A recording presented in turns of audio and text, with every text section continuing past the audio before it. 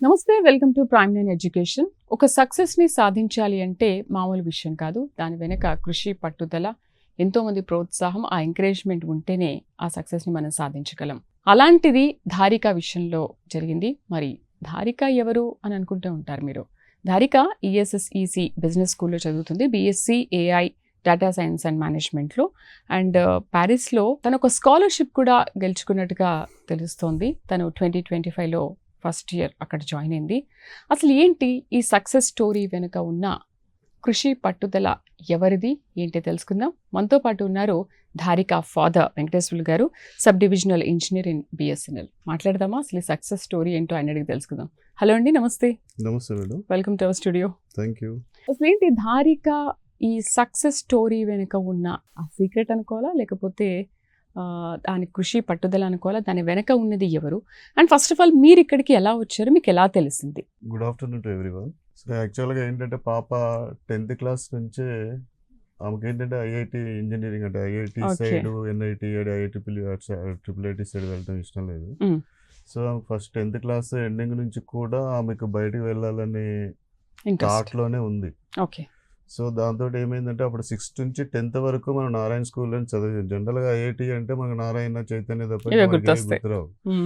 So అవి గుర్తొస్తే మళ్ళీ ఇంటర్మీడియట్ కూడా నారాయణలో జాయిన్ చేపిద్దామన్న ప్లాన్లో ఉంటే, లేదు నేను ఇక్కడ ఉండను, నేను బయటికి వెళ్తాను అండర్ గ్రాడ్యుయేషన్కి, కాబట్టి ఇంటర్మీడియట్ నారాయణ లేవు, చైతన్య కానీ ఏమొద్దు. ఓకే. సో నేను 9 ఎడ్యుకేషన్ అని అక్కడ కొత్తపేటలో ఉంటుంది, ఆ కాలేజీలో జాయిన్ అయింది. అంటే అది కూడా ఆఫ్టర్ 10th ఇంటర్. సో ఇంటర్లో 9 ఎడ్యుకేషన్లో జాయిన్ అయింది. తర్వాత ఆమె ఏంటంటే ఫస్ట్ నుంచే ఆమెకు బయటికి వెళ్ళాలన్న ఉద్దేశం ఉంది, కాబట్టి ఆమె మెయిన్ ఫోకస్ అంతా ఆమె ఇంగ్లీషు వాటి మీదనే కాన్సన్ట్రేషన్ చేసుకుంది. సో ఆ తర్వాత ఏమైందంటే ఇక ఇంటర్మీడియట్ మిడిల్ స్టేజ్లో మేబీ నవంబర్ డిసెంబర్ ఎండింగ్లో సరే మేము కూడా అప్పటి వరకు ఏంటంటే మాకు పాప అనేసరికి బయటకు వెళ్ళడం, పంపించడం అనేది ఇంట్రెస్ట్ లేదు. సో యాక్చువల్ నాకు ఒక బాబు, పాప. మా బాబుని పంపించాలని అనుకున్నాను, కానీ వాడికి ఇంట్రెస్ట్ లేదు. సో కాబట్టి నేనేం వాడి మీద ఫోర్స్ చేయలేకపోయాను. పాపనేమో వద్దు అంటే, లేదు నేను వెళ్తా అని చెప్పేసి మా మీద ఫోర్స్ ఇంట్రెస్ట్గా చెప్పింది. సరే అని చెప్పేసి మేము కొన్ని రోజులు వెయిట్ చేసాం. యాక్చువల్గా సెకండ్ ఇయర్ స్టార్టింగ్ నుంచి స్టార్ట్ చేసిందిలే, కానీ మేమేంటంటే పంపించాలా వద్దా అన్న డైలమాలో ఉండటం వల్ల ఏంటంటే మేము అప్పటి వరకు డిసిషన్ మేము కూడా తీసుకోలేదు. పాప ఎందుకులే, కావాలంటే మాస్టర్స్లో పంపిద్దాంలే అన్న ఉద్దేశంతో మేము కూడా అప్పటి వరకు అంత సీరియస్గా మేము ఆలోచించలేదు పంపిద్దాంలని. ఇక వన్స్ ఇక టైం దగ్గర వస్తుంది, జనవరిలో మెయిన్స్ ఎగ్జామ్, IIT మెయిన్స్ ఉంటుంది. సో ఆ మెయిన్స్ కూడా ప్రిపేర్ అవ్వట్లేదు. సో ఇక మనం ఏంటంటే చెప్పాము, మాక్సిమం ట్రై చేసాం ఒప్పించడానికి, వద్దు అని చెప్పడానికి. కాకపోతే ఆమె పిల్లల ఇష్టం మీదే ఉంటుంది కదా. సో నేను కూడా అదే ఉద్దేశంతో ఆమె ఓన్ ఇంట్రెస్ట్, నేనేం ఫోర్స్ చేయట్లేదు ఆమె వెళ్ళొద్దని, పంపించాలని. సో ఆమె ఓన్ ఇంట్రెస్ట్తో కాబట్టి నేను కూడా ఏంటంటే ఇక కాదనలేక ఇక మా మిస్సెస్ నేను ఇద్దరం కలిసి సరేలే ఆమెకి ఇంట్రెస్ట్గా వెళ్తానంటుంది కదా అని చెప్పేసి నేను కూడా ఇక అప్పటి నుంచి స్టార్ట్ చేయడం మొదలు పెట్టాము. ఆమె వెళ్ళాలి అనేది మెయిన్ రీజన్ ఏంటంటే ఆమె ఓన్ చాయిస్. బట్ అప్పటికి నేను కొంచెం స్టార్ట్ చేస్తాను. అంటే ఏది అంటే జనరల్గా బయటికి వెళ్ళాలంటే ముందు మనం అప్రోచ్ అవ్వాల్సింది కన్సల్టెన్సీ. నేను అదే అడగాలనుకుంటున్నాను, అసలు మీరు ఎలా కన్సల్ట్ అయ్యారు, ఎవరిని కన్సల్ట్ అయ్యారు?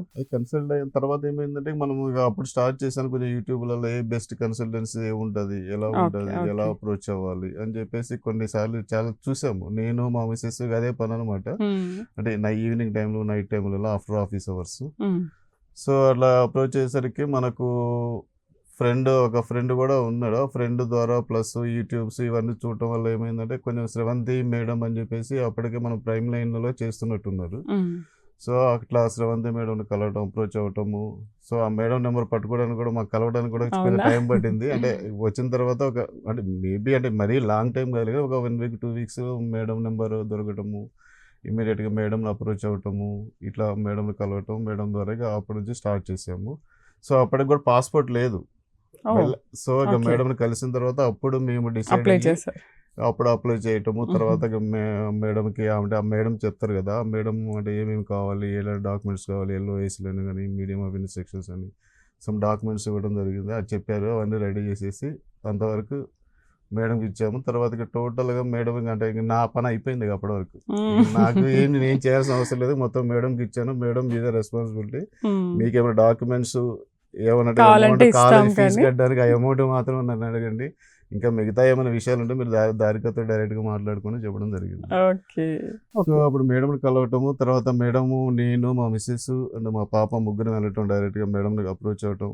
సో ఫస్ట్ మేడం కొంత జస్ట్ కౌన్సిలింగ్ చేసింది మా పాపని. లేదు సార్ కౌన్సిలింగ్, ఆఫ్టర్ కౌన్సిలింగ్ తర్వాత లేదు సార్ పాప ఉంది. సో పాపకి యాక్చువల్గా మేనేజ్మెంట్ అని అనుకున్నాము.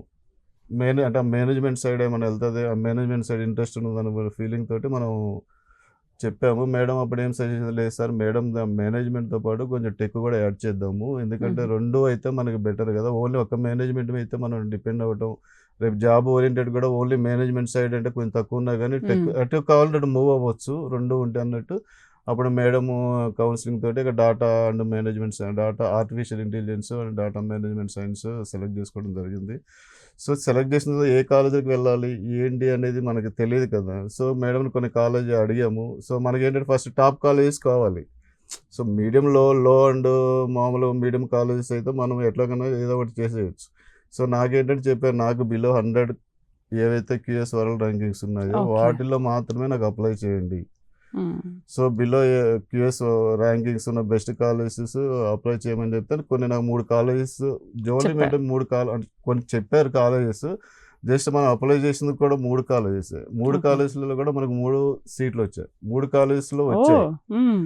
సో అంటే ఒకటి ఎంలియాన్, ఒకటి and Audencia and ESSEC business school. Okay. So ఇప్పుడు ఈ మూడిట్లలో ఏది బెస్ట్ అంటే మనకి 100% అది వరల్డ్ క్యూఎస్ ర్యాంకింగ్ వచ్చి 28 ఉంటుంది. మ్మ్. సో ఈ మూడిట్లలో బెస్ట్ ర్యాంకింగ్ వచ్చి ఈఎస్ఎక్ కాబట్టి మనకి ఫీజు ఎక్కువ ఉన్నా కానీ మనకి మంచి కాలేజ్ అని చెప్పేసి ఈఎస్ఎక్ మనము లో ఫీజు ఎక్కువ ఉంది. ఫీజు ఎక్కువ ఉంటుంది. అంటే ఓకే. ఎంలియన్ అండ్ అడెన్సియాతో పోల్చుకుంటే మనకి ఎస్ఏక్ బిజినెస్ స్కూల్లో ఉంటుంది. సో ఆ 3 కాలేజెస్ అప్లై చేశారు. ఫస్ట్ మనకు వచ్చింది ఏంటంటే అడెన్సియా వచ్చింది. ఓకే. ఫస్ట్ అంటే వాళ్ళ డెడ్ లైన్స్ ప్రకారము మనం ఉంటాయి కదా, మనం అప్లై చేసుకుంటాం కాబట్టి ఫస్ట్ అడెన్సియా అప్లై చేసింది, అడెన్సియా వచ్చింది. నెక్స్ట్ ఎంలియన్ అయిపోయింది, అది ఎంలియన్ వచ్చేసింది. ఇది అడెన్సియా అంటే వీళ్ళకి ఏంటంటే రిటర్న్ ఎగ్జామ్ ఉంటుంది, ప్లస్ కాలేజీ వాళ్ళు డైరెక్ట్గా వీసీ ఇంటర్వ్యూ కండక్ట్ చేస్తారు. ఓకే. సో దాన్ని బట్టి మనకి ఏంటంటే ఆ 3 వచ్చింది. ఫస్ట్ వచ్చిన కాలేజ్ని కొంచెం హోల్డ్లో పెట్టాము, కొంచెం టైం అడిగాము ఫీజు కట్టడానికి. ఎందుకంటే మనకి అంటే మన టార్గెట్ కూడా ESSEC business school okay. First. Okay. ఆ మూడిట్లలో బెస్ట్ ఏదంటే ముందే డిసైడ్ చేసుకున్నాము. ఒకవేళ అది రాకపోతే నెక్స్ట్ బెస్ట్ కాలేజ్కి జాయిన్ అవుదాం అన్న ఉద్దేశంతో ఆ మూడింటి కొంచెం మెయిల్ పెట్టేసి మన ఫీజు కొంచెం టైం అడిగాం. సో ఆ తర్వాత మనకి ఏంటంటే ఎస్ఎక్ బిజినెస్ స్కూల్ వచ్చింది. సో ఆ తర్వాత మనం ఫీజు కట్టేసాము. ఆ తర్వాత మిగతా అంటే మొత్తం ఇప్పుడు కన్సల్టెన్సీలో శ్రవంతి గారే మీకు ఈ 3 కాలేజ్లో చెప్పారా, మీరేమైనా డిసైడ్ చేసుకున్నారు మాకు ఇది కావాలి అని? అసలు ఇంకోటి ఏంటంటే మీకు అసలు ఏం తెలీదు. మాకు జీరో. పాపనే జనరల్గా రీసెర్చ్. ఏంటంటే బయటికి వెళ్ళాలంటే మనకు కనిపించే 4 కంట్రీస్, ఒకటి US, Australia, UK and Canada. అంతే, ఇవే గుర్తొస్తాయి. ఇవే గుర్తుకు వస్తాయి మనకి. యూరోపియన్ కంట్రీస్కి అప్పటి వరకు అంటే ఇంకో పాయింట్ ఏంటంటే, సరే బయటికి వెళ్తాను, నువ్వు ఏ కంట్రీకి వెళ్తామని అడిగాం పాపని. నేను ఫ్రాన్స్కే వెళ్తాను అన్నది. అంటే ఆమె బయటికి వెళ్ళాలి అనుకోవటం ఆమె చాయిస్, ఆమె ఓన్ ఇంట్రెస్ట్. ఫ్రాన్స్కి వెళ్ళాలని కూడా ఆమె డిసైడ్ చేసుకుంది. అందులో మా డిసైడ్మెంట్ అంటే ఏం లేదు. ఓకే. ఓకే. సో ఆమె అప్పటికి మేము డైరెక్ట్ చెప్పాం ఇట్లా ఫ్రాన్స్ వెళ్ళాలి అంటే, మేడం కలిసినప్పుడు ఏం చెప్పామంటే ఫ్రాన్స్ వెళ్తానని ఇంట్రెస్ట్ ఉంది. సో అక్కడ ఆ కంట్రీలో ఏవైతే బెస్ట్ కాలేజెస్ ఉన్నాయో టాప్ కాలేజెస్ పెట్టమని చెప్పాం. ఓకే. సో అది మొత్తం ఆమె డిసైడ్ చేస్తుంది, మేడం గారే డిసైడ్ చేస్తారు. అయితే ఈ ప్యారిస్కి వెళ్ళాక అంటే నాకు మిగతా విషయాల కంటే ముందు తను ఒక స్కాలర్షిప్ కూడా వచ్చింది ఫస్ట్ ఇయర్లో అని విన్నాను. Yes madam. ఏంటది, ఎలా వచ్చింది? అదేంటంటే జస్ట్ జనరల్గా ఏంటంటే దానికి స్కాలర్షిప్ టెస్ట్ అంటే ఏముండవు సెపరేట్గా. సో వాళ్ళు ఏదైతే మన రిటర్న్ ఎగ్జామ్ క్లియర్ అయిన తర్వాత కాలేజ్ యూనివర్సిటీ ప్రొఫెసర్స్ కండక్ట్ చేస్తారు. సో ఆ ఇంటర్వ్యూ బేస్ చేసుకొని సో వీళ్ళు స్కాలర్షిప్ డిసైడ్ చేస్తారు. ఓకే. దానికి సెపరేట్ టెస్ట్ అంటే ఏమి ఉండదు, మనం ఇచ్చిన పెర్ఫార్మెన్స్ని బట్టే వాళ్ళు డిసైడ్ చేస్తారు. సో మా పాపకి ఏంటంటే 25,000 euro స్కాలర్షిప్ వచ్చింది టోటల్ ఓవరాల్ 4 years పైన. సో దాన్ని ఏంటంటే డివైడ్ చేస్తారు, ఫీజు అక్కడ కన్సెషన్ ఇస్తారు, డివైడెడ్ బై 4 అనమాట. అసలు ఏంటి, ఎంత పర్సెంటేజ్ వచ్చింది మీ అమ్మాయికి చదువులు? అంటే ఇప్పుడు ఇంటర్లో అంటే అంత స్కాలర్షిప్ రేంజ్కి వెళ్ళింది అని అంటే వాళ్ళు చేసేది ఏంటంటే అక్కడ ఇంటర్ పర్సెంటేజ్ ఉందా, 10th క్లాస్ ఎంత పర్సెంటేజ్ నేను చూడరు. వాళ్ళు ఇంటర్వ్యూ రిటర్న్ ఎగ్జామ్ ఎలా చేస్తుంది ప్లస్ ఇంటర్వ్యూ ఎలా చేస్తుంది ఆ ఇంటర్వ్యూ బేస్ చేసుకొని మాత్రమే ఇస్తారు. ఇక్కడ వాళ్ళు ఈ పర్సెంటేజ్ని చూసుకొని ఇవ్వరు. Okay, super. ఆ పర్సంటేజ్ చూసుకునేది ఏంటంటే అడ్మిషన్ కోసం మాత్రమే చూస్తారు. ఒక్కోసారి అవి కూడా చూడరు, వాళ్ళు కాలేజ్ పెట్టిన ఎగ్జామ్ బేస్ చేసుకుని వస్తారు. సో బేస్డ్ ఆన్ వాళ్ళ యొక్క ఇంటర్వ్యూ పెర్ఫార్మెన్స్ బట్టి వాళ్ళ స్కాలర్షిప్ డిసైడ్ చేస్తారు. అయితే మీరు ప్యారిస్కి వెళ్ళడానికి శ్రవంతి గారి కోఆపరేషన్ ఎలా ఉంది, అసలు ఏంటి, ఎలా చేశారు? జనరల్ గా చెప్పాలంటే నాకు నిజంగా చాలా డైలమాలో ఉన్నా. నాకు ప్యారిస్కి వెళ్ళాలి, ఫ్రాన్స్ లో కావాలంటే ఏ కన్సల్టెన్సీ ఎక్కడ అప్రోచ్ అవ్వాలి, వాళ్ళు ఎలా ఇస్తారు. జనరల్ గా కన్సల్టెన్సీస్ ఎలా ఉంటాయి అంటే వాళ్ళకి ఏవైతే టైప్ కాలేజెస్ ఉన్నాయో వాళ్ళకి మాత్రమే ఇస్తారు, ఆ కాలేజెస్ మాత్రమే అప్లై చేస్తారు. బట్ నేను ఇప్పుడు ఎస్ఐకి ఏదైతే అప్లై చేసామో దానికి ఎక్కడ థర్డ్ పార్టీ వాళ్ళు ఈ టైప్ ఉండవు కాలేజెస్. డైరెక్ట్ గా స్టూడెంట్స్ అప్లై చేసుకోవాలి, స్టూడెంట్స్ ఎగ్జామ్ రాయాలి, వీళ్ళ ఇంటర్వ్యూ కండక్ట్ చేయాలి. దాదాపు ఆ కాలేజీ గురించి నేను చాలా కొన్ని కన్సల్టెన్సీస్ కలిశాను. వాళ్ళు ఆ కాలేజ్ మాత్రం మేము చేయము అని చెప్పారు. కొన్ని కావాలంటే మీకు లిస్ట్ ఇస్తాము, ఏ కాలేజెస్ అప్లై చేస్తామో అవి మాత్రమే అప్లై చేస్తామన్నారు. అందులో ఈ కాలేజ్ అయితే లేదు. సో అప్పటి నుంచి నాకు ఇక ఏంటంటే మేడం ఇక్కడ ఎలా ఉంటుంది అంటే ఇక్కడ మనకి వీళ్ళకి టైప్ ఏమి ఉండదు. సో వీళ్ళకి మనకి ఏ కాలేజెస్ ఒకవేళ మనకేమైనా ఐడియా ఉండి మనం ఏమైనా కాలేజ్ పేర్లు చెప్పగలిగితే మేడం కాలేజ్కి అప్లై చేస్తుంది. లేదా ఆమె మనకేమి తెలియకపోతే ఆమె గైడ్ చేస్తారు. ఇందులో మీకు ఇవి బెస్ట్ కాలేజెస్, ఈ కాలేజెస్లోకి అప్లై చేద్దామని చెప్తారు. మేడం అలాంటి గైడెన్స్ ఇవ్వబట్టే నేను ప్రశాంతంగా ఉండగలిగాను. లేకపోతే ఆవిడ మీదే పడేశారు మీరు. చెప్పాను కదా, నేను టోటల్ గా ఒకటే చెప్పాను, మీరు కాలేజ్ ఇది కంట్రీ, మా పాపకి ఈ కంట్రీ వెళ్ళాలని ఇంట్రెస్ట్ ఉంది, మీరు యూనివర్సిటీ బెస్ట్ యూనివర్సిటీస్ లో నాకు చెప్పండి. అది కూడా మేము అంటే జస్ట్ ర్యాంకింగ్స్ చూసుకుంటాము, అందులో ఏది బెస్ట్ ర్యాంకింగ్ ఉందో ఆ కాలేజ్కి వెళ్ళిపోదాము.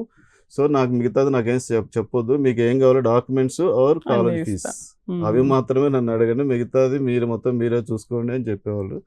సో అప్లై చేసిన తర్వాత కూడా మేడం చాలా మేము ఏంటంటే కొన్ని కన్సల్టెన్సీస్ ఎలా ఉంటాయి, కోసం పర్టికులర్ ఈ టైం నుంచి ఈ టైం వరకు కాల్ చేయండి, తర్వాత ఆఫ్టర్ ఆఫీస్ అవర్స్ మీరు నాకు కాల్ చేయండి చెప్తారు.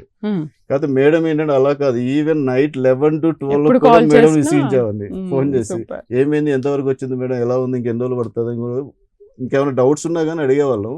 సో మేడం చాలా కూల్గా రెస్పాన్స్ అనేది చాలా మంచిగా ఇచ్చింది. సో దానివల్ల ఏంటంటే మేము కూడా కొంచెం, ఎందుకంటే మనకున్న డౌట్ మనకు ఇమీడియట్ గా మన కన్సల్ట్ అప్రోచ్ చెప్పకపోతే ఆటోమేటిక్ మనకు టెన్షన్ అనేది వస్తుంది, ఇప్పుడు ఏమవుతుంది ఏంటి అనేది. సో అలాంటి కూడా టెన్షన్ కూడా నాకు మేడం నుంచి ఎక్కడ రాలేదు. సో ఈవెన్ ఏ టైమ్స్ లో అయినా కానీ మాట్లాడతాను, ఈవెన్ ఒకవేళ లిఫ్ట్ చెప్పినా మెసేజ్ అని పెట్టేస్తాను. సో ఇమీడియట్ గా మంచి ఈ ప్రాసెస్ అంతా కూడా అసలు ఎన్ని రోజులు జరిగింది? లోన్ ఫెసిలిటీ అదంతా కూడా ఉంటుంది కదా వెళ్ళడానికి, మీకు ఏమైనా ఇబ్బంది అయిందా? లోన్ కూడా వాళ్ళే చూసుకున్నారా?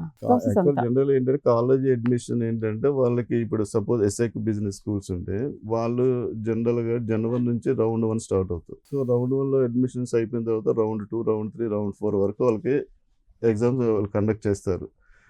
మనం జనరల్గా ఏమనుకుంటామంటే రౌండ్ 1లో అయిపోయిన తర్వాత అమ్మ మ్యాక్సిమం ఆటోమేటిక్గా సీట్లను అయిపోయి ఉంటాయి, ఇక రౌండ్ 2లో ఏముంటాయని అనుకున్నాము. కాకపోతే వాళ్ళు ఏంటంటే ఓన్లీ జస్ట్ ఇంటర్వ్యూ బట్టి వాళ్ళు సెలెక్ట్ చేస్తారు. చాలా మంది అప్లై చేస్తారు, అక్కడ యాక్సెప్టెన్స్ రేట్ అనేది 6% కంటే ఎక్కువ ఉంటుంది ఆ కాలేజీలో.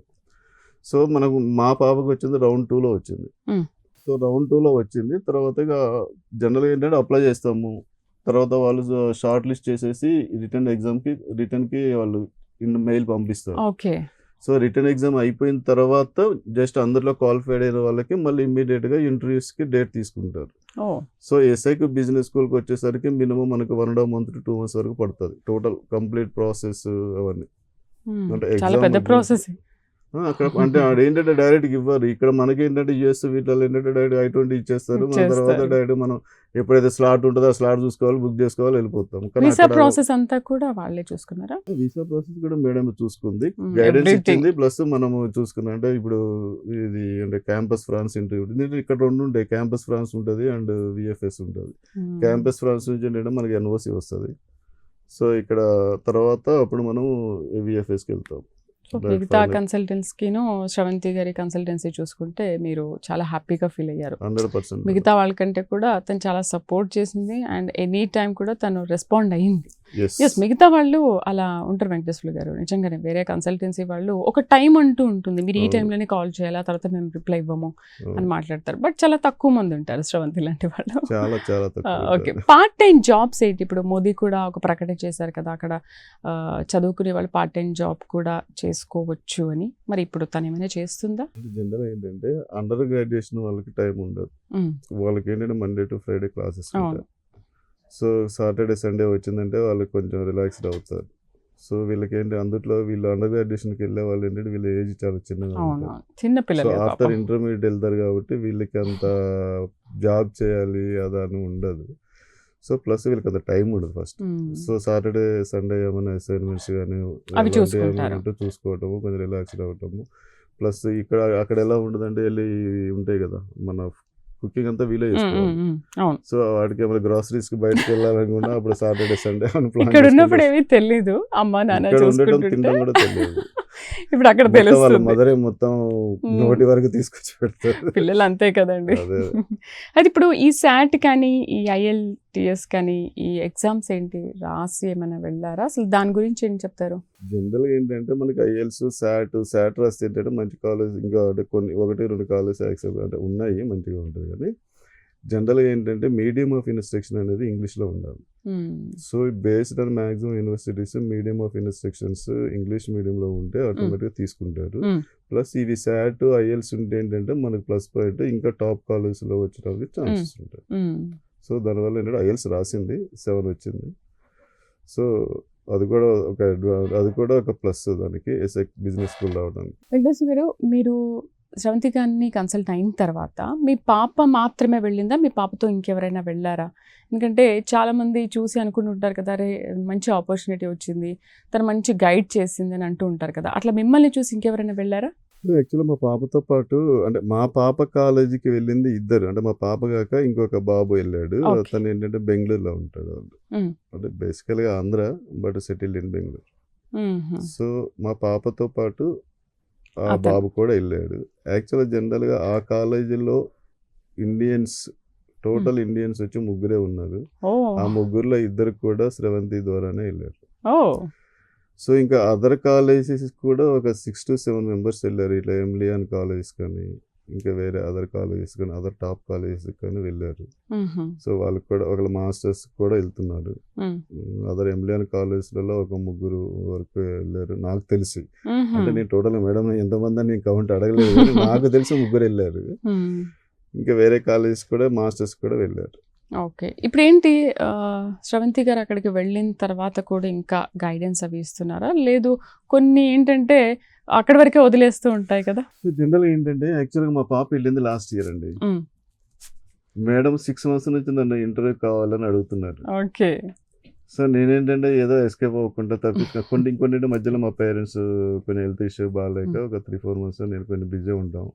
సో దానివల్ల ఏంటంటే నేను చూద్దాను మేడం అట్లా పోస్ట్ పోన్ చేసుకుంటూ వస్తున్నాను.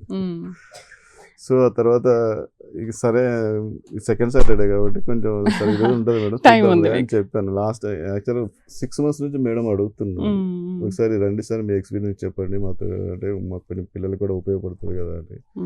సో నేను కొంచెం వేరే అంటే ఫస్ట్ ఏంటంటే నాకు జనరల్గా మా పిల్లలకి కూడా ఇలా వచ్చి చెప్పడం ఇంట్రెస్ట్ ఉండదు, ఎందుకు అవసరం అన్నట్టు ఉంటారు. సర్లే మా హెల్ప్ చేసినప్పుడు మనం కూడా ఆమె గురించి చెప్పడం తప్పేముంది అని చెప్పేసి నేను చెప్పడం జరిగింది. సో నెక్స్ట్ టార్గెట్ ఏంటి, ఇంకా ఏం చేయబోతుంది మీ ధారిక? నాకేం తెలియదండి, ఆమె టార్గెట్ ఆమె డిసైడ్ చేసుకుంటుంది. ఎందుకంటే ఆమె బయటికి వెళ్ళాలనేది ఆమె ఇంట్రెస్ట్, ఫ్రాన్స్ వెళ్ళాలనేది ఆమె ఇంట్రెస్ట్, నెక్స్ట్ ఏం చేయాలనేది కూడా ఆమె చూసుకుంటుంది. సో మనం ఏం చెప్పలేము, జస్ట్ మనం ఫైనాన్షియల్ గా అండ్ ఇంకేమన్నా ఉంటే దానికి సపోర్ట్ చేయడం వరకే మన డ్యూటీ. ఇప్పటి వరకు వాళ్ళు డిసైడ్ చేసుకోలేనప్పుడు అప్పుడు నేను ఆలోచిస్తాను. వాళ్ళు డిసైడ్ చేసుకునేటప్పుడు ఉన్నప్పుడు నేను వాళ్ళ గురించి ఆలోచించాల్సిన అవసరం నాకు లేదు అనుకుంటున్నాను. నేను అక్కడ వెళ్ళినప్పటి నుంచి వచ్చిందా ఒకసారి ఇండియాకి? ఇంతవరకు రాలేదు, ఈ మంత్ ఎండ్కి వస్తుంది. ఓకే. తను వెళ్ళాక తన ఎక్స్పీరియన్స్ ఏంటి? తను మీతో రెగ్యులర్ గా మాట్లాడుతూ ఉంటారా? జనరల్ గా నాతో కంటే మా మిస్సెస్ తోనే ఎక్కువ మాట్లాడుతుంటది. నేను మాట్లాడితే ఏంటంటే చదవాలి, అది ఏదో చెప్తుంటాం కదా, మంచిగా ఉండాలి, చదవాలి, మంచిగా తినాలి అని చెప్తుంటాం. కాబట్టి మనకి ఏంటంటే ఎప్పుడు ఇవే చెప్తారులే అని చెప్పేసి జనరల్ గా నాతో కూడా మాట్లాడుతుంది 2 days 3 days ఒకసారి. ఇంకొంచెం వాళ్ళ మదర్ తోటి ఏంటంటే ఫ్రీక్వెంట్ గా రెగ్యులర్ గా మాట్లాడుతుంటారు. సో తను బాగానే ఉంది. జనరల్ మదర్ తోటి ఎక్కువ అటాచ్మెంట్ ఉంది, మందంతా బయట స్టడీ ఉంటాయి కాబట్టి ఆమెతో అటాచ్మెంట్ ఎక్కువ ఉంటుంది. ఓకే. ఎలా ఉందంటే అక్కడ స్టడీస్? మీరు మీ వైఫ్ ని అడిగి కనుక్కున్నారా? కానీ ఇండియాలో కంపేర్ చేస్తే చాలా బాగుంది. అక్కడ ఎక్స్పోజర్ అనేది ఇంటర్నేషనల్ ఎక్స్పోజర్ వస్తుంది కాబట్టి చాలా బాగుంటుంది, చాలా హ్యాపీగా ఫీల్ అవుతుంది. సో ఇప్పుడు తను స్టడీస్ తర్వాత అక్కడే సెటిల్ అవుతుంది ఏంటి? నేను చెప్పే కదా నాకు సంబంధం లేదు. మీరు ఏది అడిగినా నాకు తెలియదు అంటారు. అంటే ఆమె డిసైడ్ చేసుకోలేని స్టేజ్ లో ఉంటే నేను డిసైడ్ చేస్తాను, ఆమె డిసైడ్ చేసుకునే స్టేజ్ లో ఉంది, ఆమె ప్రాబ్లం వస్తే ఆమె హ్యాండిల్ చేసుకోగలదు. సో అలాంటి స్టేజ్ లో ఉన్నప్పుడు మనం ఎంటర్ అవ్వకూడదు. ఆమెకి ఏమైనా ప్రాబ్లమ్స్ వచ్చినప్పుడు అప్పుడు మనకి చెప్పినప్పుడు అప్పుడు మనం ఆలోచిస్తాం, మనకి చెప్పనంత వరకు మనం ప్రశాంతంగానే హ్యాపీగా ఓకే. వెంకటేశ్వర గారు, ఇప్పుడు రిటన్ ఎగ్జామ్ అక్కడ రాసింది ఎంట్రన్స్ ఎగ్జామ్ అనేదో చెప్తున్నారు కదా! దానికి ప్రిపరేషన్ ఎలా జరిగింది ఇక్కడ? పెద్దగా ఏమీ జరగలేదా? అంటే ప్రిపరేషన్ ఏంటంటే జనరల్‌గా ఫస్ట్ మార్నింగ్ 6th క్లాస్ నుంచి 10th క్లాస్ వరకు నారాయణ. నారాయణ అంటే వాళ్ళు ఎలాగో మ్యాథ్స్ అనేది బేసిక్స్ ఫౌండేషన్స్ వాళ్ళు ఇస్తారు. హ్మ్. ప్లస్ ఇంటర్మీడియేట్ సాట్‌కి ఏదైతే ప్యాటర్న్ ఉంటుందో జస్ట్ లైక్ ఆ విధంగానే మ్యాథ్స్ అంటే ఐఐటీ కూడా ప్రిపేర్ అయ్యి అంటే సీరియస్‌గా ప్రిపేర్ అవ్వలేదు కానీ జస్ట్ క్లాసెస్ విన్నది కాబట్టి కొంచెం maths foundation plus okay. English fluency బాగుంటుంది. హ్మ్. సో దాని ప్లస్ సాట్ ఎగ్జామ్ కూడా ఎలా అయితే ప్యాటర్న్ ఉంటుందో ఆ విధంగా ఉంటుంది ఓకే. కాబట్టి ఆ ఇంటర్వ్యూ కొంచెం అదే రిటర్న్ ఎగ్జామ్ కొంచెం క్లియర్ చేయగలిగింది. సో రిటర్న్‌లో క్లియర్ అయిపోయిన తర్వాత ఇంటర్వ్యూ ఎలా ఉంటదంటే మా పాపతో ఇంటర్వ్యూ ఉంటది. ఇంటర్వ్యూ లాగా ఉండదు. జస్ట్ డిస్కషన్ లాగా ఉంటది. అవునా? జస్ట్ ఎలా మాట్లాడుకుంటామంటే మనం ఇద్దరు మనుషులు ఎలా మాట్లాడుకుంటా అలా డైవర్ట్ చేసేస్తది అవతల వాళ్ళని. హ్మ్. సో ఈమె రివర్స్‌లో ఈమె అడగటం మొదలుపెట్టింది. జస్ట్ ఒక ఎగ్జాంపుల్ చెప్తాను. అప్రెంటిస్‌షిప్ అనేది ఆ కాలేజీలో ఉంటది. జస్ట్ జనరల్‌గా ఏంటంటే అండర్ గ్రాడ్యుయేషన్ చేసేటప్పుడు కొంతమంది స్టూడెంట్స్‌కి అప్రెంటిస్‌షిప్ అని ఇస్తారు. వాళ్ళకేంటంటే దానివల్ల ఏంటంటే ఆ జాబ్‌ని బట్టి వీళ్ళకి ఇక్కడ టైమ్ టేబుల్ అనేది చేంజ్ అవుతుంది. ఓకే. సో మిగతా బ్రాంచెస్‌కి ఉన్నాయి. ఈ బ్రాంచ్ అంటే ఆర్టిఫిషియల్ ఇంటెలిజెన్స్ అండ్ డాటా సైన్స్‌కి ఏఐ. ఏంటంటే కొత్తగా పెట్టారు. ఇది సెకండ్ బ్యాచో, థర్డ్ బ్యాచో అది. ఓకే. సో వీళ్ళకి ఫస్ట్ కంప్లీట్ అవ్వలేదు కాబట్టి వీళ్ళకి ఆ అప్రెంటిస్‌షిప్ అనేది లేదు. హ్మ్. సో ఇది ఉందా లేదా అని చెప్పేసి ఈమె రివర్స్‌లో వాళ్ళని అడుగుతుంటది. ఓహ్! సో అలా అంటే అదే ఇంటర్వ్యూ అనేది నేనైతే అనుకోలేదు. జస్ట్ డిస్కషన్ అంతే. ఫార్మల్ డిస్కషన్ ఎలా ఉంటదో అలా డిస్కషన్ అలా వాళ్ళు కన్వర్ట్ చేసేస్తుంది. హ్మ్. అందుకే ఆ 3 ఇంటర్వ్యూలు కూడా 3 కాలేజ్‌లలో కూడా ఇంటర్వ్యూ చాలా ఈజీగా క్లియర్ చేయగలిగింది. So super. అందులో ఎలాంటి డౌట్ లేదు. అదే కాదు అక్కడికెళ్ళిన తర్వాత కూడా ఎసెక్ సొసైటీకి అని చెప్పేసి వాళ్ళు ఫస్ట్ ఇయర్ వాళ్ళని కొంతమందిని అడుగుతారు. మీకేమైనా అంటే జనరల్‌గా ఇవి ఉంటాయి కదా! ఎసెక్ స్టూడెంట్స్ కమిటీలు అవి ఉంటాయి కదా! అందుట్లలో ఏంటంటే వాళ్ళు అడుగుతారు. పెట్టిన తర్వాత దానికి కూడా అప్లై చేసింది. చేసిన తర్వాత ఏంటంటే వాళ్ళు ఒక ఇంటర్వ్యూ కండక్ట్ చేస్తారు. హ్మ్. ఎవరైతే అప్లై చేస్తారో వాళ్ళకి స్టూడెంట్స్ కమిటీలో ఉన్నప్పుడు ఏంటంటే ఏమైనా ప్రాబ్లమ్స్ వచ్చినప్పుడు ఎలా రిజాల్వ్ చేయాలి కదా! హ్మ్. సో అలాంటి క్వెషన్స్‌ని వీళ్ళని కూడా అడిగారనమాట. అంటే ఆ ఇంటర్వ్యూ కండక్ట్ చేసేటప్పుడు ఇదే అడుగుతారు. నీకు ఇలాంటి ప్రాబ్లమ్ వచ్చినప్పుడు నువ్వు ఎలా హ్యాండిల్ చేయగలుగుతావు? సో అవి కూడా క్లియర్ చేయగలిగింది. అందులో కూడా సెలెక్ట్ అయింది ఎసెక్‌లో జాయిన్ అయిన తర్వాత. So super. అవి ఇంకా యాక్టివిటీస్ అనేది ఇంకా స్టార్ట్ అవ్వలేదు. ఫస్ట్ ఇయర్ కాబట్టి ఇంకా సెకండ్, థర్డ్ వాళ్ళు ఉంటారు కాబట్టి. సో ఆ కమిటీలో కూడా ఈమె ఉంది. సో అలాంటి ఇంటర్వ్యూలు అనేది చాలా నాకు తెలిసి ఆమెకి ఇంటర్వ్యూస్ అంటే పెద్ద అంత మామూలుగా టెన్షన్ ఇంటర్వ్యూస్ అనేది ఏమి అంటే ఉండదు. చాలా మంది భయపడుతూ ఉంటారు కదా! స్టూడెంట్స్ అయినా హ్మ్. మన పెద్దవాళ్ళైనా కూడా ఇంటర్వ్యూ అంటే అవును. భయపడుతూ ఉంటారు. సో తను ఆ ఇంటర్వ్యూని కూడా ఆడుతూ పాడుతూ చేసేసింది. చాలా ఈజీగా ఇంటర్వ్యూస్ మాత్రానికి ఆమెకి అసలు నాకు తెలిసి ఆ ఇంటర్వ్యూ అంటే ఇంటర్వ్యూ లాగా ఏం ఫీల్ అవ్వదు. మనం టెన్షన్ పడాలి తప్ప ఆమె ఏం టెన్షన్ పడదు. చాలా సో ధైర్యం. చాలా ఈజీగా అలాంటి విషయంలో అసలు ఇక చాలా ధైర్యము, చాలా మొండి కూడా. అయితే ఇప్పుడు ఇంటర్వ్యూకి వెళ్ళే ముందు ఎవరైనా ఎంతో కొంత మాక్ ఇంటర్వ్యూకో అటెండ్ అవుతూ ఉంటారు. సో శ్రవంతి గారు అలా ఏమైనా హెల్ప్ చేశారా? మీరేమో అసలు ఇంటర్వ్యూ అంటేనే భయపడదని అంటున్నారు కదా! సరే భయపడకపోయినా అసలు ప్రాసెస్ ఎలా ఉంటుంది అనేది కనుక్కున్నారా? జనరల్‌గా ఏంటంటే మనకి ఫస్ట్ టైమ్ అన్నప్పుడు మనకు కూడా కొంచెం టెన్షన్ ఉంటుంది. ఆలోచిస్తది. సో దానివల్ల ఏంటంటే ముందుగానే మేడం మార్క్ టెస్ట్ ఇచ్చి ప్రిపేర్ చేస్తది. ఓకే. సో ఏముండదు ఇలాగే ఉంటది. ప్లస్ దాన్ని టెన్షన్ పడాలని చెప్పేసి ముందుగానే మేడం ప్రిపేర్ చేసేసి హుహు. ఈజీగా ఇంటర్వ్యూని మనం ఫేస్ చేసేటట్టు తయారు చేస్తది. సో ఆ తర్వాత అది సెలెక్ట్ అయిపోయిన తర్వాత వేరే స్టూడెంట్స్ ఎవరైనా వస్తే మా పాప చేత మార్క్ టెస్ట్ ఇంటర్వ్యూలు ఇప్పిస్తాం. ఓకే. మా దారికకి చెప్పేసి ఇలా స్టూడెంట్ కాల్ చేస్తారు మార్క్ టెస్ట్ తీసుకొని చెప్పేసి మా పాపకే చెప్తారు. సో అట్లా చాలా మందికి కూడా చేసింది. మా పాప మార్క్ టెస్ట్లు కూడా తీసుకుంది. వేరే వాళ్ళతో కూడా ఆ స్టూడెంట్ వేరే వాళ్ళతో కూడా ఇప్పించి ఉంటుంది నాకు తెలిసి. సో అట్లా ఫైనల్‌గా ఇంటర్ తర్వాత ఇలా ధారికలాగా అబ్రాడ్ వెళ్ళాలి అనుకునే స్టూడెంట్స్‌కి, పంపించాలనుకునే పేరెంట్స్‌కి మీరేం చెప్తారు? సో యాక్చువల్‌గా ఏంటంటే దారిక ఇంటర్మీడియేట్ అనేది స్టేట్ బోర్డ్ అండి. సో బయట అంటే ఫారిన్ కంట్రీస్‌లో ఏంటంటే ఎస్ఎస్‌సి కంటే సీబీఎస్‌ఈ గాని ఇంపార్టెన్స్ ఇస్తారు. ఐసీఎస్‌ఈ సిలబస్ అవును. ఇంపార్టెన్స్‌కి ఎక్కువ ప్రిఫరెన్స్ ఇస్తాయి. సో మనం ఏంటంటే ఫస్ట్ ఒక పేరెంట్‌గా నేను చెప్పేది ఏంటంటే మన స్టూడెంట్స్ మన పిల్లల భవిష్యత్తు ప్లస్ వాళ్ళకి ఇంట్రెస్ట్ ఉండి బయటికి వెళ్ళాలని అండర్ గ్రాడ్యుయేట్ అయినా కానీ ఈవెన్ మాస్టర్స్ అయినా కానీ సో వాళ్ళకి బయటికి వెళ్ళాలని ఉద్దేశించినప్పుడు మనకు ఒక మంచి కన్సల్టెన్సీ అనేది మనం సెలెక్ట్ చేసుకోవాలి. సో నాకున్న ఎక్స్పీరియన్స్ ప్రకారం ఇక్కడ ఏదైతే ప్రైమ్ 9లో శ్రవంతి గారు ఏదైతే పనిచేస్తున్నారో సో ఆమె ద్వారా అయితే నేను 100% కూడా అప్రోచ్ అవ్వమని చెప్తున్నాను. ఓకే. సో అక్కడ ఎలాంటి మీరు ఏ టైంలో కానీ మేడంని అడగొచ్చు. మేడం తోటి మీరు మీ డౌట్స్ ఉన్నవన్నీ క్లియర్గా క్లారిఫికేషన్ తీసుకోవచ్చు. సో ఇంకోటి ఏంటంటే మనం ఇందాక చెప్పినట్టు ఎస్ఎస్సి కానీ అంటే ఎస్ఎస్సిలో 10th ఇంటర్మీడియట్ అనేది ఎస్ఎస్సి బోర్డు ఉంటే కొంచెం ఏంటంటే టాప్ కాలేజెస్ అంటే 1, 2, 3 కాలేజెస్కి కొంచెం ఉంటుంది. సపోజ్ సో అదే సిబిఎస్ఈ కానీ ఐసిఐసి కానీ అయితే ఏంటంటే మనకి ఎక్కువ కాలేజ్లలో ఎక్కువ ప్రిఫరెన్స్ Number of ఇస్తాయి, ఉంటాయి. ఎందుకంటే దానివల్ల ఉంటుంది కాబట్టి. సో నేను ఫైనల్గా చెప్పేది ఏంటంటే సో ముందుగా ప్రైమ్ లైన్ వాళ్ళకు కూడా థ్యాంక్స్ చెప్పుకోవాలి. ఎందుకంటే ఇలాంటి యాక్టివిటీస్ కండక్ట్ చేయడం నిజంగా చాలా పేరెంట్గా నేను చాలా హ్యాపీగా ఫీల్ అవుతున్నాను. సో కొంతమంది ఎలా ఉంటారంటే మా పిల్లలు ఏం చేయాలి, ఏ కాలేజీలో జాయిన్ చేయించాలి, ఇంటర్మీడియట్ అయిన తర్వాత ఎంసెట్లో జాయిన్ డౌట్స్ చేయించాలా, ఉంటాయి. ఐఐటీలో జాయిన్ చేయించాలా, లేకపోతే ఎన్ఐటీలో జాయిన్ చేయించాలా, లేదా బయటికి పంపించాలా. వాళ్ళకి ఏంటంటే కొంతమందికి ఐడియా లేని వాళ్ళకి ఏంటంటే కన్ఫ్యూజన్లో ఉంటారు. వాళ్ళు అందరూ ప్రతి ఒక్కరిని అడుగుతూ ఉంటారు. సో ఏ కాలేజ్ బెటరు, ఐఐటీ బెటరా, అంటే ఐఐటీ వస్తే ఐఐటీ జాయిన్ చేస్తాను అనుకోండి, బయట అదర్ ఎంసెట్ కాలేజ్లలో ఏ కాలేజ్ బెటరు, ఏ కాలేజ్ జాయిన్ చేయించాలి, లేకపోతే అది కొన్ని ఉన్నాయి కదా బయట వేరే డీమ్డ్ యూనివర్సిటీస్, సో వాటిలలో జాయిన్ చేయించాలని ఏదైతే కన్ఫ్యూజన్లో ఏదైతే పేరెంట్స్ ఉంటారో ఆ కన్ఫ్యూజన్ ఉన్నప్పుడు మనం ఆటోమేటిక్గా మనకి ఎక్కడ జాయిన్ చేయించాలో తెలియదు. మనం ఎవరు కలిసిన వాళ్ళ అడుగుతున్నాం ఏది బెటరు, ఏ కాలేజ్ బెటరు, ఎందులో జాయిన్ చేయించాలని అడుగుతుంటాము. సో నేను చెప్పే సలహా ఏంటంటే మీకు అలాంటి కన్ఫ్యూజన్ ఏమైనా కెరీర్ గైడెన్స్ ఏమైనా మీకు కావాలి అనుకున్నప్పుడు మీరు ప్రైమ్ లైన్లో ఎవరైతే పనిచేస్తున్నారో శ్రవంతి మేడం గారు, సో వాళ్ళని మీకు అప్రోచ్ అయితే మీకు దాదాపు నాకు తెలిసి 90% మీకు ఉన్నటువంటి ఆ టెన్షన్స్ కానీ లేకపోతే ఆ ఏదైతే క్లారిఫికేషన్ మిస్ అవుతున్నారో అది మొత్తం మీకు మేడం క్లియర్ చేయగలదని 100% నమ్ముతున్నాను. సో ఫైనల్గా నేను చెప్పేది ఏంటంటే మీ ప్రైమ్ లైన్ న్యూస్ వాళ్ళకి, యాజమాన్యానికి అండ్ ఇక్కడ పనిచేస్తున్నటువంటి సిబ్బందికి చాలా ధన్యవాదాలు తెలియజేసుకున్నాను. ఎందుకంటే ఇలాంటి యాక్టివిటీస్ చెప్పటము, అలాగే పేరెంట్స్ని కొంచెం ఎంతో కొంత గైడెన్స్ అనేది మీ ప్రైమ్ లైన్ ద్వారా రావడం నిజంగా చాలా సంతోషకరం. ఓకే. వెంకటేశ్వర గారు, చాలా మంది మనం అబ్రాడ్కి పంపించాలి అంటే ముందు ఫీజు గురించి ఆలోచిస్తాం. మన బడ్జెట్ ఎలా ఉంది ఏంటి, ఆ బడ్జెట్లో మనం చదివించగలమా, పంపించగలమా అని ఆలోచిస్తారు. మరి అలాంటి పేరెంట్స్కి ఏం చెప్తారు? సో బడ్జెట్ విషయంలో వచ్చేసరికి మనకి ఏంటంటే జనరల్గా నార్మల్ ఏంటంటే 7 to 20 lakhs వరకు ఉంటుందండి. సో మనం ఇప్పుడు ఎవరైనా బయటికి పంపించాలంటే మనం కంపల్సరీగా ఎడ్యుకేషన్ లోన్ లేకుండా మనం ఎవరిని బయటికి పంపించలేము. ఎడ్యుకేషన్ లోన్ అనేది కంపల్సరీగా తీసుకుంటాం, అంటే మనం మిడిల్ క్లాస్ వాళ్ళకి.